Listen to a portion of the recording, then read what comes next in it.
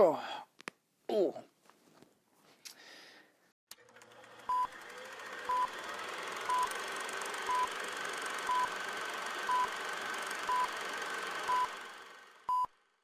So while unboxing some boxes, from the move, even though it's like almost well, it's about 8-9 months later, I noticed something that I found rather amusing. That I used to be a skunk. Yeah, yeah, that's a thing. So, not in literal real life. Like, I was never actually the actual animal. I don't like, what is it, like sexually identify or whatever it is, a skunk. That seems a bit fucked up. No, the idea being is that I went to this thing back in the day called Summers Camp. Yes, it's spelt summer as in SOMERS, no apostrophe. So, you know, idiots like my brother would call it Summers Camp. I don't know if it's actually called Summers Camp or not, but that's what we called it. It was not over a summer. This was a camp that we went to in primary school. This is what, grade 6? Yes. It was a 9-day camp, and we found that I had applied for it. A lot of people had applied for it. I think it was just grade 6s could apply. And I'd never heard of it before. No one else had ever heard of it. I think it was like one of the first times that our school's actually been able to do it. And I had found out that we were going to watch it. Going to see it. Going to fucking do it. Well, going to the place. I found out that I was going to the place like 3 months before it happened. And like, I was so excited. Went home, big smile on my face, saying, I'm going to Summers Camp. Like, I just found out today. And no one believed me. Back in the day, in primary school, I used to be a bad liar. Like, I used to smile when I lied. I'm obviously much better at lying now, so that's a thing.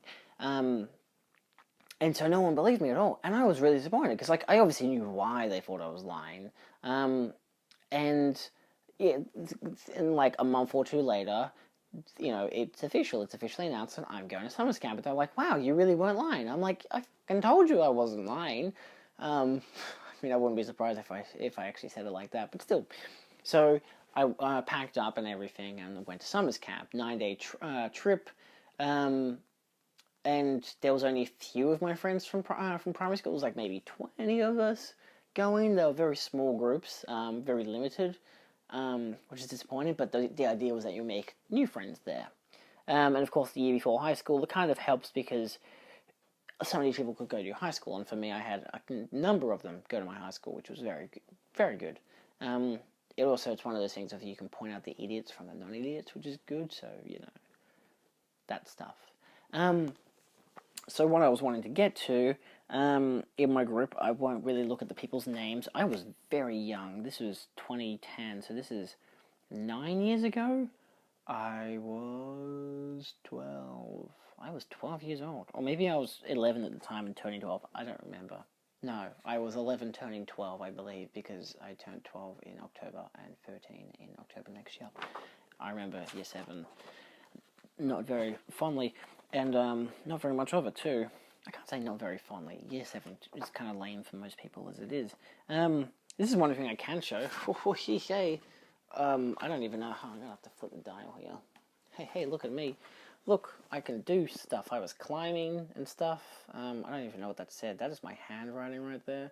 I think this was the challenge section. Apparently a real challenge for me was heights, because I kind of still am scared of heights. I don't really think about it. I'm usually on the ground a lot more often, because I'm more grounded in reality.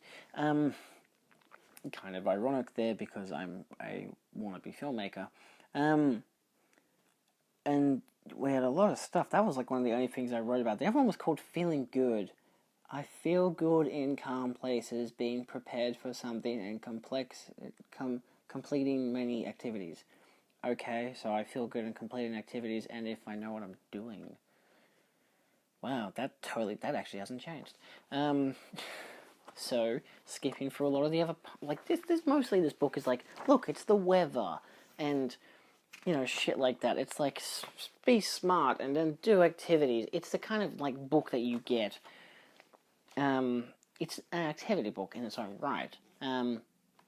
And you'd go through it and see different things, and you'd learn different things. I can't remember half the shit I did at summer's camp, but it was definitely the best camp I went to. 9 fucking days, and I only got to see my parents for one day, and that one day, because this was how close to my birthday was this? This was maybe September or August we went. I'm very sure it was close to my birthday because, if I'm not wrong, I was really big into reading Diary of a Big Kid.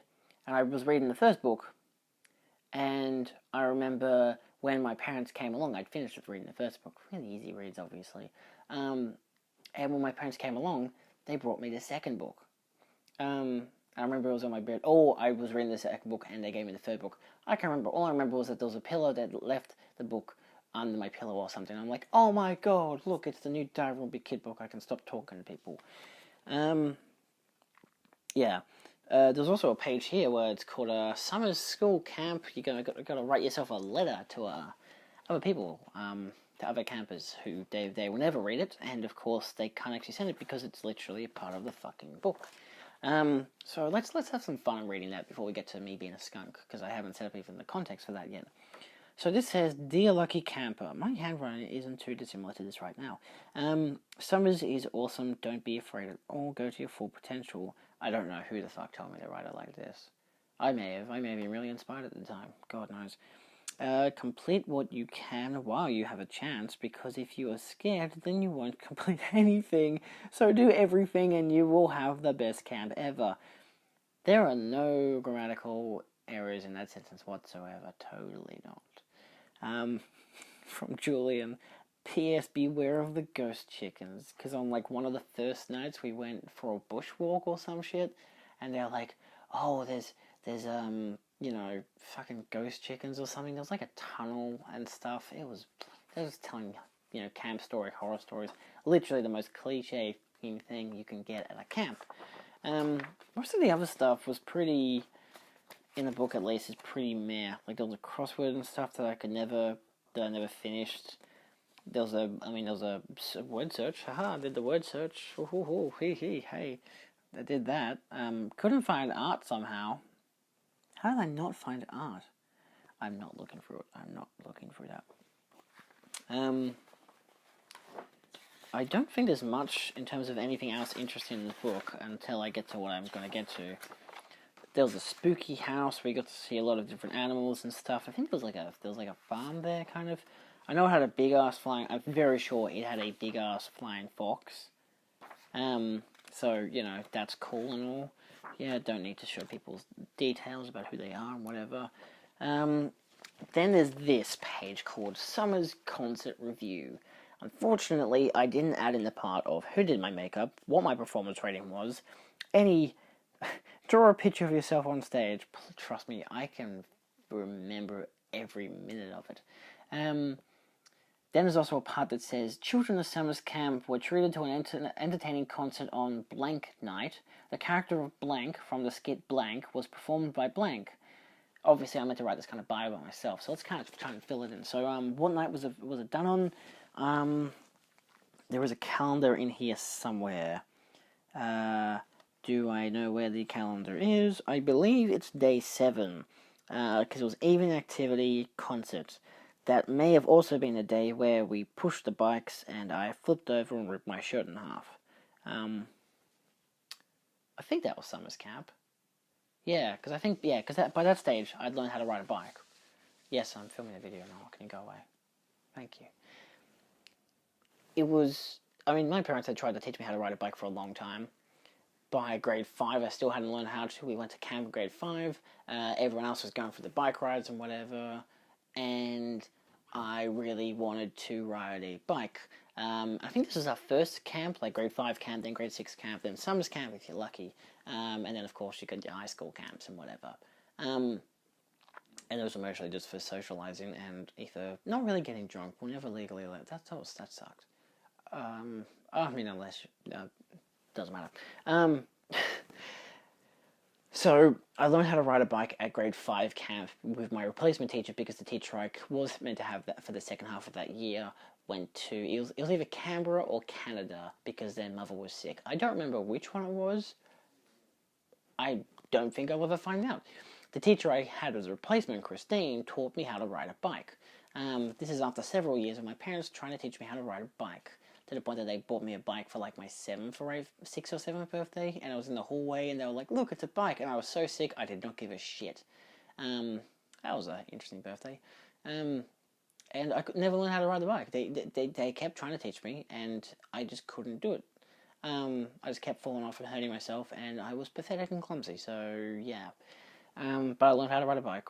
And then the next year, summer's camp, I believe it was, I was wearing a shirt. It was a shirt like this, except it was long sleeve here, but like it was like a t-shirt with a long sleeve underneath it kind of thing, like stitched underneath. And it was a Bart Simpson t-shirt. I don't remember what was on it, but it was green and white sleeves.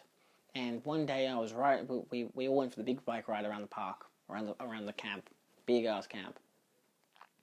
And we got to a part where we're next to a road, and there's concrete pathway, big concrete slabs, and I tripped on one of them and literally did a whole flip forward, diagram, me on my bike, flip, and the handlebar got underneath my shirt and ripped it open.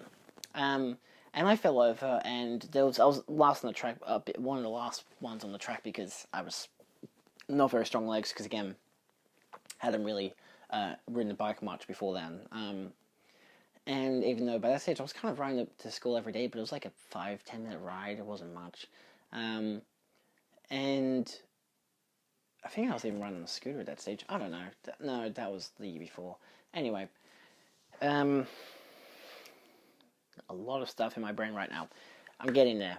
So I ripped my shirt open, we got back to the thing, and nobody realised that I'd fallen over, or that I fell over, or whatever. And then I looked at my shirt and I'm like, oh shit, my favourite shirt's being ripped open. I got it stitched up when I got back home. And I wore it a few times after that, and then we threw it out at some stage. I can't remember where it is. Anyway, so that was probably that day that happened.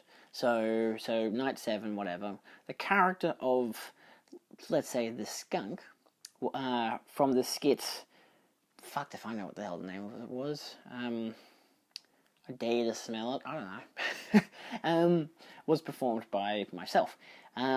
Although feeling, I don't know if I was nervous or anything. I can't remember anything before going on stage. So my performance can only be described as comical, I guess. I made people laugh. Wearing a costume of a skunk and amazing makeup, it was certainly a performance to remember.